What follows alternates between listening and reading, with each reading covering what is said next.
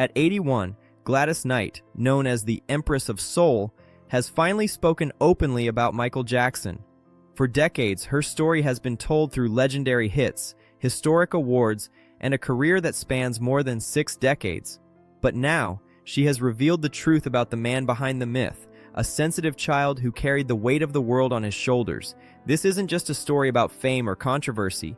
It's about compassion, empathy, and the cost of being a superstar before you're old enough to understand what that means. Today, Gladys Knight shares memories that few people know, moments of vulnerability, private conversations, and the deep connection she felt with Michael. And in her words, we finally see him not as a headline, but as a human being, a voice born in church and praised by the nation.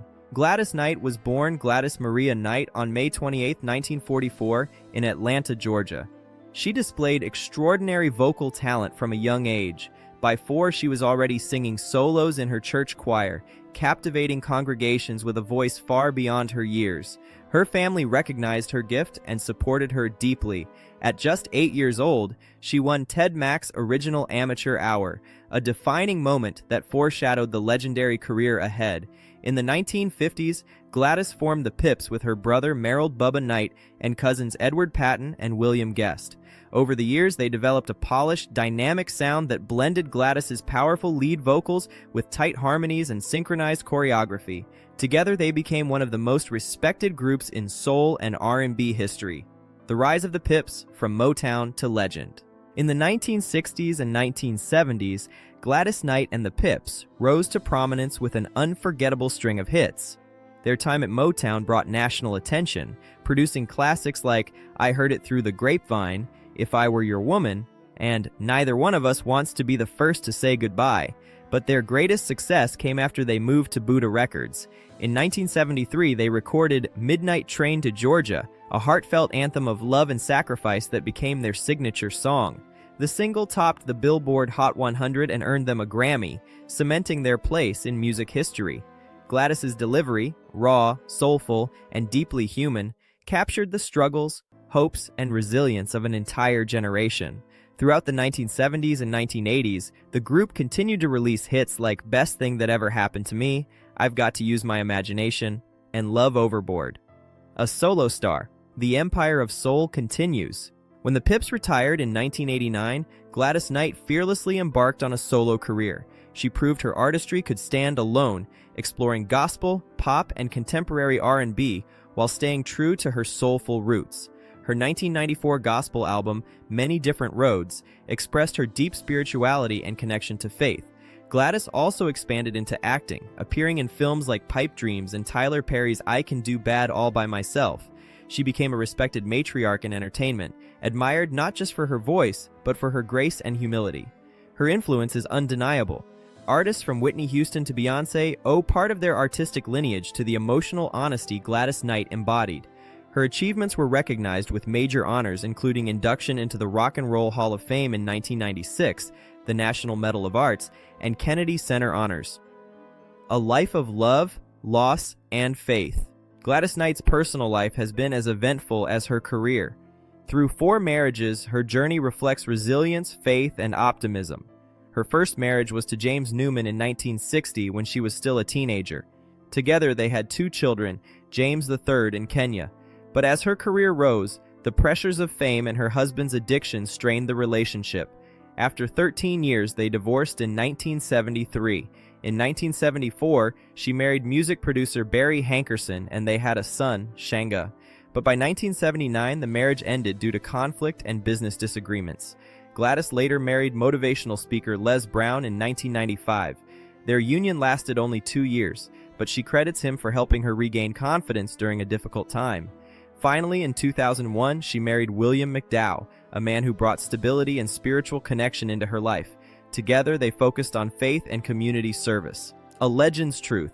Gladys speaks about Michael Jackson. After more than 6 decades in the music industry, Gladys Knight has never been one to hold back. Now at 81, she has revealed the truth about Michael Jackson, a relationship rooted in admiration, shared experience, and deep maternal care. She remembers the first time she saw him as a child performing with the Jackson 5. "From the very first moment I saw that boy sing, I knew he had something special," she said. "There was a light in him that was almost divine." Gladys recognized early that Michael was destined for greatness and burdened by it. She saw him as a child forced to carry the weight of fame before he was old enough to understand it. To her, he wasn't just a star. He was a young boy with a gift that was both beautiful and dangerous. The human side, a gentle soul under pressure. Gladys describes Michael as soft-spoken, shy, and often searching for genuine connection.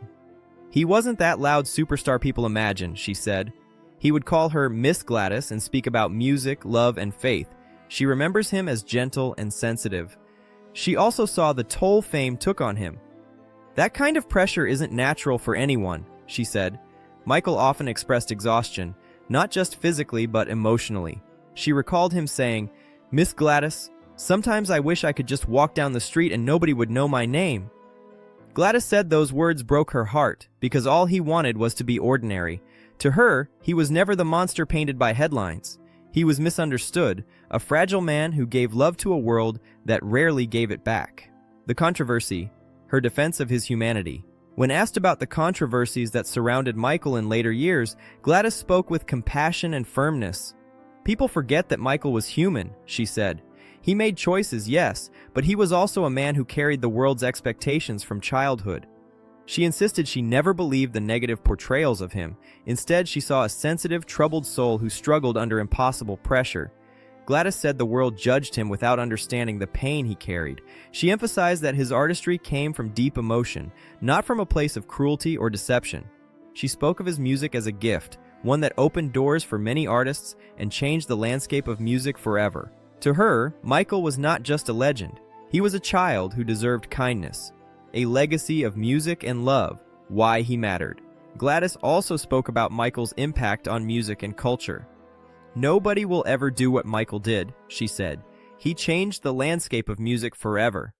She recognized his genius, not only in dance or singing, but in his ability to connect emotionally with audiences worldwide. She described him as a visionary who poured his heart into every performance. She paused, then added, "People think of him as a legend, and he was. But to me, he'll always be that little boy from Gary, Indiana with stars in his eyes."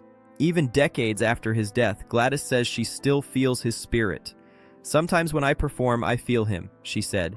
"It's like he's right there watching, smiling." To her, Michael's legacy is not just the records he made, but the love he left behind. Outro, a final tribute from a soul sister. Gladys Knight's truth is not gossip or sensationalism. It's a tribute. She is one of the few remaining artists who personally knew so many of the greats, and her words carry the weight of lived experience. "I'm not telling my truth to stir things up," she said. "I'm telling it because Michael deserves to be remembered as the beautiful soul he was." Her message is clear. Michael Jackson was human. He was talented, troubled, and deeply sensitive. He needed peace, and perhaps he finally found it. In her final reflection, Gladys reminds the world of the cost of fame and the importance of compassion. "We all wanted a piece of him," she said, "but what he needed most was peace. I hope he has that now."